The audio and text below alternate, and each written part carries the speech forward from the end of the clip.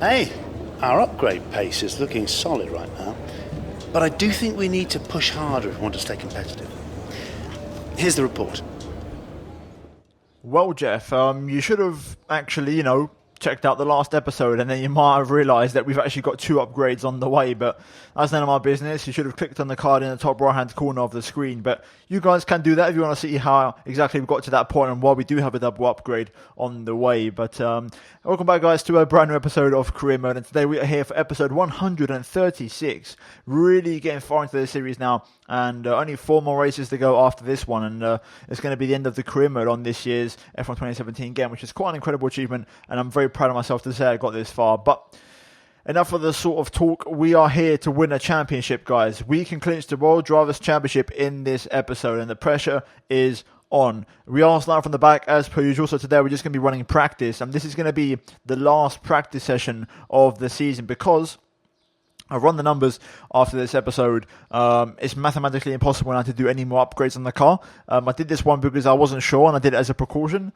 But basically, yeah, we don't have enough points now to get any more upgrades. So the two upgrades that we have coming in Brazil are going to be the last 2. Simple as that. And whether they fail or not, that's what we're going to have to work with. And yeah, this is going to be the last practice session, which went pretty well. Very happy with how the car felt. And overall, a great success. Suzuka's an absolutely phenomenal track to drive.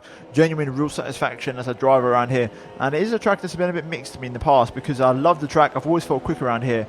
But the AI are very quick around this circuit. Similar to Malaysia, which was the last episode. So once again, another one which is a bit more handicapped by the AI, which is going to make my task of coming through the field a little bit harder than normal. But overall, practice went well, and we're going to skip past qualifying and jump straight into Sunday into the race, where we're going to start from the back of the grid in P20 and hope to pull off a decent recovery drive, just like we did in Malaysia. And it's another last question mark challenge, pretty much. Now, as it stands, I think the points gap to Perez, I think it's 9 points. So if we pretty much hold on to that margin, then we're going to become the world champion. As simple as that. I think the gap's 109 points as it stands right now. And as long as Perez doesn't get within the 100-point barrier, then we're the champions. If Perez does break within the 100-point barrier in this episode, then that means we are going to have to go again in another episode, as far as I'm aware. So I might have got the numbers wrong there. Might be getting confused with Malaysia. But overall, that is the situation, and I'm looking forward to it. Hopefully, we can have a good race and try and make sure Perez doesn't win the Grand Prix. I'm relying on Vettel, who is now mathematically out of the championship, to do a job for me. But anyway, I'm going to hand over to Crofty now, and he's going to run you through the full grid of 20 cars for the Japanese Grand Prix. We're almost ready to go then, and this is what the starting grid looks like for today's race. Sebastian Vettel has a clear track ahead of him today. He starts in pole position, and Valtteri Bottas will line up alongside. Looking down the rest of the grid, we have Perez, Verstappen, Daniel Ricciardo, and Massa, Hamilton, Ocon, Alonso and Nico Hülkenberg, Van Dorn, Sainz, Lance Stroll and Grosjean, Palmer, Magnussen, Daniel Kvyat and Pascal Wehrlein. Ericsson and a Ferrari rounds off the grid. And with lights out just moments away, it's time to go down to the track. Right then, here we are for race day for the Japanese Grand Prix. Last place on the grid, another last question mark challenge, and let's see how we get on today. Malaysia was pretty good for us, as was Spa. Fingers crossed we can have another good one here today. Realistically, we can clinch a championship today. If Perez, I believe if he outscores me by more than 10 points, then he's still in the hunt.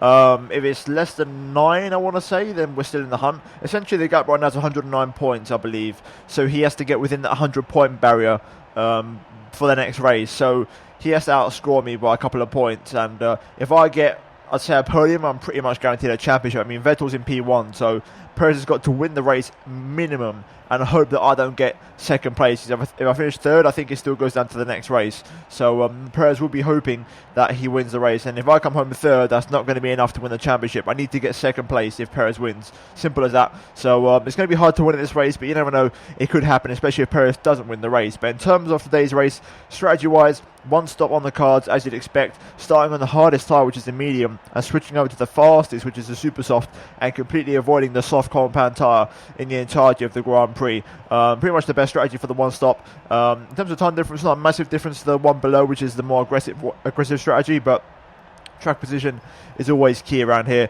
And in terms of the fuel, we're going quite aggressive, 2 laps under, so also no rain expected, very dry conditions, sunny throughout. So it's going to be a fairly straightforward race, and hopefully the strategy pays off. But with that being said, it's time to jump into the race, run number 16 for the Japanese Grand Prix.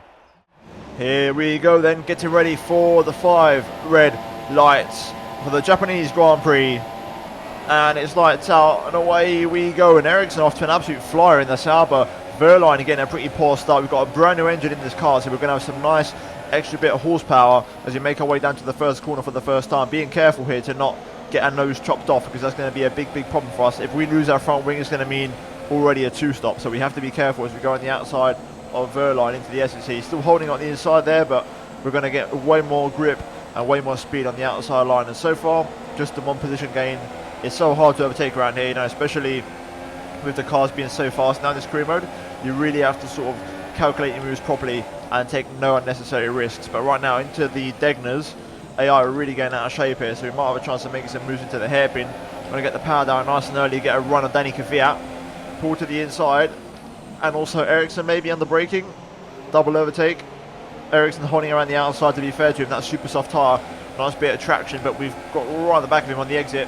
We're going to pull to the inside for the next kink, and we're going to power past that Sauber like he's not even there. The brand new engine really helping me out. Also aerodynamic wise, I'm running a default setup, so that's another thing I've sort of restricted myself to, running a default setup, only being able to change what I can change on the MFD. So I'm running 100 diff and 58 brake bias, everything else is default. So let's see how this one goes into 130 now for the first time, behind Kevin Magnussen, who is behind Lance Stroll. We've got a great run on the Dane, and we're going to go up the inside on the brakes into the final chicane. He's still there though, he's going to hold it on the inside.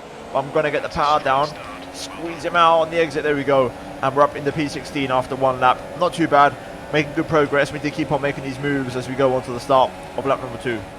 Here we go, we've got a nice run on Stroll out of 130R into the Casio triangle on the inside. He's got a much better run than Magnussen did, and I'm going to have to sit behind him. Just couldn't get the grip around the outside. That car is a little bit quicker than the Haas car. I know that from experience because that's the car that I used to drive, but Stroll on the offensive. We're going to pull to the inside though, nonetheless, onto the start. Lap 3, DRS now enabled. Magnussen trying to follow me through here, but I don't think, as he pulled it off, I'm not really sure. There's been a yellow flag behind. Something's happened.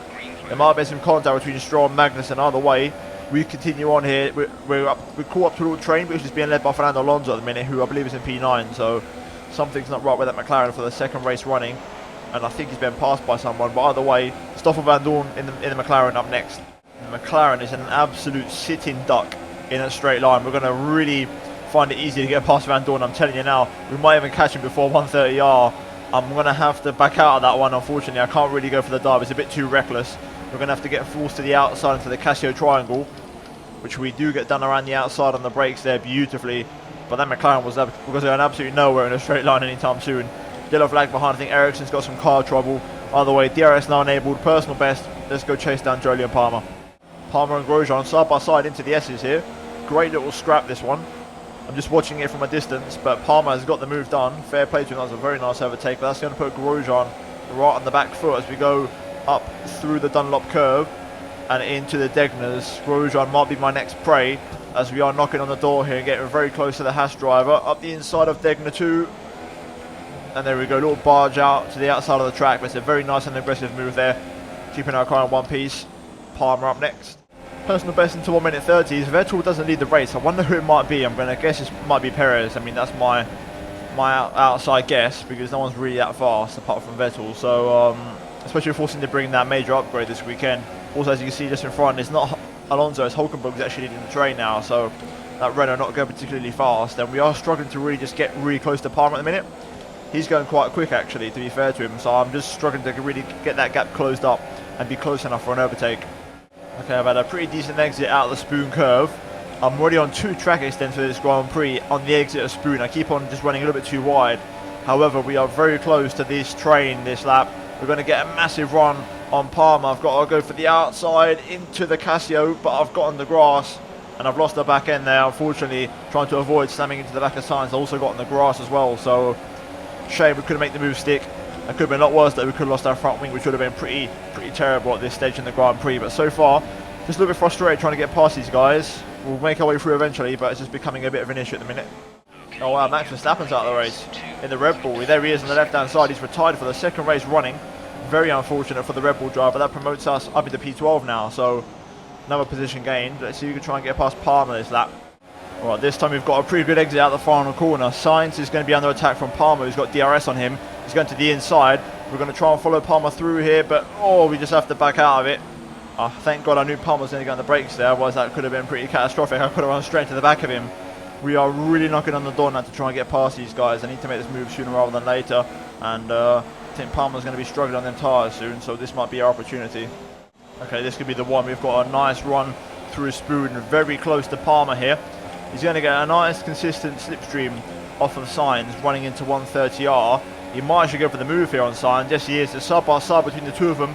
I'm going to try and cut back underneath and make the switch back, and there we go. Tactical move. Going to go early apex to cover off the inside, and that is a brilliant double overtake, and that is exactly what I needed to make the move, because I was struggling to get past those two guys.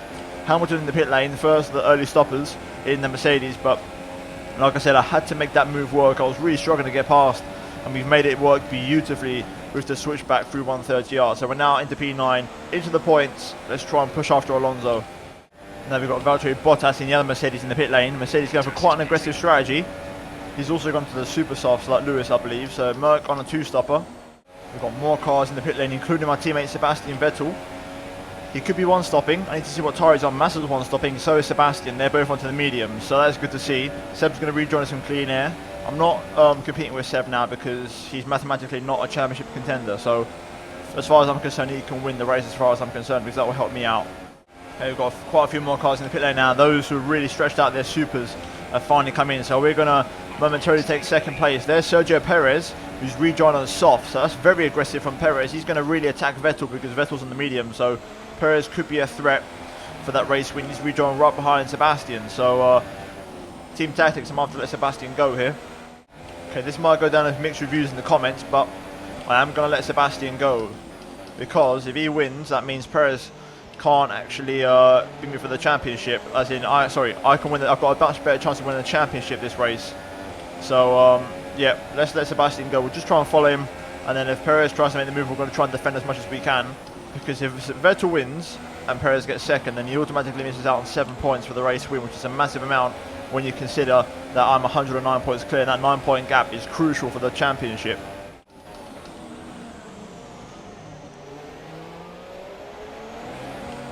Mistake. I got on the grass into the hairpin. I've allowed Perez through. I've got to try and race him here, make this as awkward as possible. I'm getting the legs back on the straight. Perez has got the inside line though. Can I go on the outside? It's going to be tricky. And we've got a safety car. Ooh, that is a big one. Right, I'm going to use this opportunity to come into the pit lane. So I've lost the place to Perez. Perez is going to be right on the back of Vettel now. I'm going to come in for the softs this lap. Okay, we're going to come into the pit lane then and get on a set of the soft compound tyres. Use the safety car to our advantage. Make sure we get it all slowed down, and there we go. Right. Nice quick stop, hopefully, from the boys. Let's see if we can make up some positions. This has been a perfect safety car for us. Not ideal. I would have liked the super softs, but, you know, I'm not going to complain. I could have maybe made the super softs work, but just for precaution, I'm going to go on the softs because I know I'm still going to have great pace in these tyres. So it's not really much of a concern. Also, it depends on how long the safety car stays out for. But either way, let's see where we rejoin. It's going to be P7 by the look of it, or P8. And yes, it is P8. Right, okay. We can work with that. That's okay. Okay, then safety car in this lap. Let's get ready for the restart. We've got some fuel saved up, which I'm not going to burn just yet. I'll save for a little bit later on in this race. My teammate Vettel's going to relaunch the restart. Perez is in P2 at the minute, so as things stand, he's going to hold on to his chances of finishing this position. If I finish in P4, P3, I think I'll become the champion. So we know what the target is. Let's try and push after as much as we can. Fresh tyres, 11 laps to go. Let's get it. Here we go then. Getting a nice exit out of the spoon. Setting up Alonso for an overtake. Let's see if we have enough straight line speed. The McLaren isn't particularly fast, but he is getting a tow from Hulkenberg in front. But you can see we are visually gaining and gaining. We've got a yellow flag in front. Can we get in front in the yellow flag zone?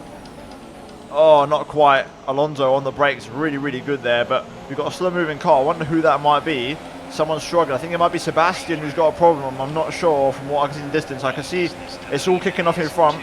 Someone's going very defensive. It might be Vettel. We're going to pull to the inside. It's Magnussen here in the Haas. We've got to be careful with this. This could be risky. He's got a puncture, I think. And also Massa as well. Oh, Jesus, that was so close. Whew. Oh, okay, we survived that. We was about to make a move on Alonso, but we had to back out of it. Magnussen there, I think with some sort of puncture, I think on the front left, by the look of it. Either way, Vettel now is down to P4, and it's a Force India 1-2. Whether that was down to Magnussen, I'm not sure, but Perez, I'm going to guess, is leading, and he's on the soft compound tyres, so we need to act now and get that second place. Second time of asking in the slipstream of Fernando Alonso. We're going to get a much better sort of slingshot this time as we're much further back. We're going to gain a lot more momentum. And this time I'm a little bit more aggressive on the brakes as we got the inside of the Casio triangle and we make the move stick beautifully and we're up into P6. Up next, Nico Hulkenberg. After that we have, I believe, Ricardo, and then there's my teammate Sebastian Vettel. DRS now enabled. Let's try and make these overtakes a little bit easier. Okay, Ocon's actually leading the race because Ocon set the fastest lap before Perez did. So Ocon leads the Japanese Grand Prix. We've got a Torrent Hulkenberg here with DRS. Are we going to get close enough into turn 1? Not quite, but we're knocking on the door. But Ocon leads this race, which is going to really hurt his teammate because if they don't do team orders and do a switch there, that's going to potentially cost Perez the championship. Oh, we've got another yellow flag in front. As far as I'm concerned, though, if we pass Hulkenberg and Perez finishes in P2, he can't win the championship because we will have enough points. So all we have to do is pass Nico Hulkenberg and we will be in a championship winning position as long as Perez finishes the race in second place. This time we are a bit closer to Hulkenberg. We're going to pick up the slipstream with the DRS. Do we make the move on the German? We pull to the inside aggressively. We make the move. Hulkenberg tries to go on the outside, but there's not enough grip out there. And we've made it work. We're in P5 and we're now in a championship winning position. If my maths is correct, we win the championship with 101 points because essentially the gap was 109 going into this race. Right now the points difference, as things stand with the points we're going to score, is going to be 8 points difference in Perez's favour. So the gap would be 101 with 4 races to go, which means he would need 100 points to at least equal me. So if 101 right now as things stand means that is enough for us to win the championship with just over 7 laps to go. 29.1, I'm now in rich mix. I'm giving it full beans because I want to try and catch up to Ricardo and make the move. Another personal best into the 1 minute 28. I can see the Force Indias down the end going side by side. I don't know if anyone's going to come out on top of that, but they're going side by side at the minute. I'm pushing hard here because I know if Perez takes the lead of the Grand Prix, then we're going to have to finish in second place to clinch the championship and no less. So that's why I'm trying to get the moves done and push on the side as much as I can, even though Perez may not be in the lead. I need to push just in case. Okay, Ocon sets the fastest lap, so I do wonder, is it Ocon who's still in the lead? I guess we'll find out. Another personal best. I think we're doing enough at the minute. I've just had it confirmed to me Ocon is leading, but I can see them going side by side into 130. The Force Indias are still going at it. Perez definitely looks more threatening at the minute. I don't think this is over just yet. Okay, I've finally got within Ricardo's DRS. I've got to say I'm really impressed with the pace of the 4 guys in front of me. We do another personal best DRS on Ricardo. I think Perez is going for a move on Ocon. Here we go to the inside of the Honey Badger into turn 1, and that is a fantastic overtake. We've run a little bit deep though into 2, but it doesn't really matter. We've made it work, but this position means nothing if Perez takes the lead of the Grand Prix, and he's knocking on that door consistently every single lap. Also, this is sort of my best chance to win it because Kota isn't a track that 1, I'm very fast on, and 2, I particularly enjoy. So Perez might have a chance of getting some points on me in that race, so I need to sort of try and wrap it up in this one if I can. I mean, there's not much I can do, it's out of my hands. If Perez, right now it's in my hands, but I can't really do anything. If Perez overtakes Ocon, that's it, it's game over. I mean, not the actual championship for me, but obviously for him, he keeps his title hopes alive. Right now, Vettel, though, is putting the pressure on Perez, which is really good news. Oh, wow, I've just caught a shot of the name tag. Perez has actually passed Ocon. I couldn't really see from the distance, but Perez has actually taken the lead of the race.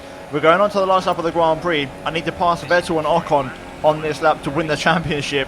This is going to be a real challenge. I've got just about enough fuel to keep it enriched for this lap. Let's just throw it in there and see what happens. Oh, I've got it all wrong into there, just pushing too much. Purple first sector, I was on the limit. I've got it all wrong though, into Degner 2. Very close to Vettel now through 130R, but it's not going to be enough. And it's going to be another Force India 1-2, 2 races in a row, and they're going to extend their Constructors' Championship lead.